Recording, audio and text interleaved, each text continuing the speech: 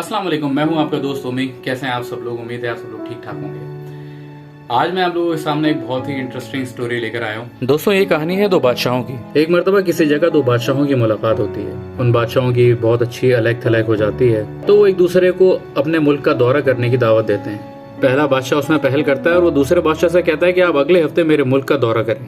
दूसरा बादशाह जब पहले बादशाह के मुल्क पहुंचता है तो वो देखता है बहुत खूबसूरत मुल्क है, बहुत जरखेज मुल्क है, लोग काम कर रहे हैं। उसका इस्तकबाल भी बहुत ज़बरदस्त किया जाता है। देखता है पूरी कौम बहुत मेहमान नवाजी से पेश आ रही है। कोई उसकी चप्पल उठा रहा है, कोई उसके लिए दस्तरखान लगा रहा है, कोई उसके हाथ धुला रहा है, कोई खाना पेश कर रहा है।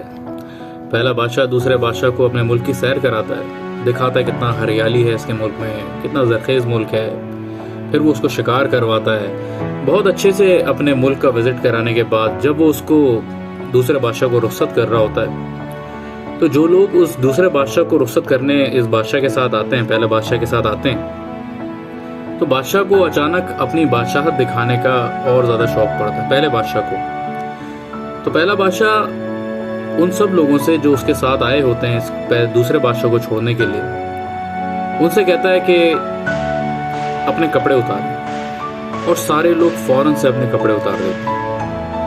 फिर पहला बादशाह दूसरे बादशाह की तरफ बड़े फखरी अंदाज में देखता है और कहता है, देखिए मेरी बादशाही। दूसरा बादशाह ये सब देख के मुस्कुराता है और इम्प्रेस होता है और कहता है कि अगले हफ्ते आप मेरे मुल्क का दौरा करें। अब अगले हफ्ते पहला बादशाह जब दूसरे बादशाह के मुल्क जाता है तो देखता है कि उसका मुल्क भी बहुत बड़ा है, बहुत जरखेज है, बहुत खूबसूरत है।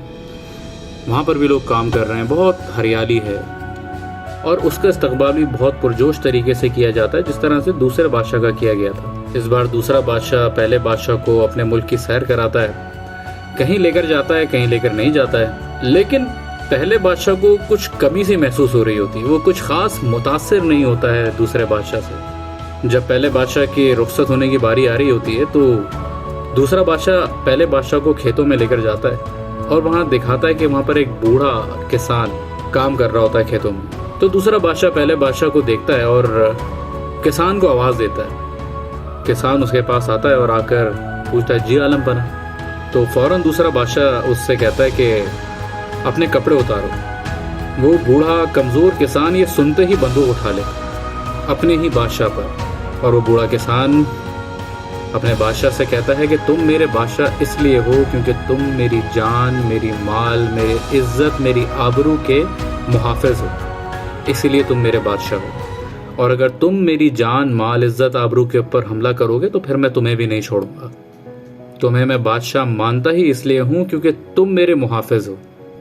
और फिर दूसरा बादशाह पहले बादशाह की तरफ देखता है और कहता है कि देखिए मेरी बादशाही। तो पहला बादशाह दूसरे बादशाह की तरफ देखता है और मुस्कुराता है और बड़ी हकीर जैसी मुस्कुराहट देता है और कहता है कि यार क्या बादशाही, तुम्हारी रियाया का एक बूढ़ा कमजोर शख्स उसने तुम्हारे ऊपर बंदूक उठा ली।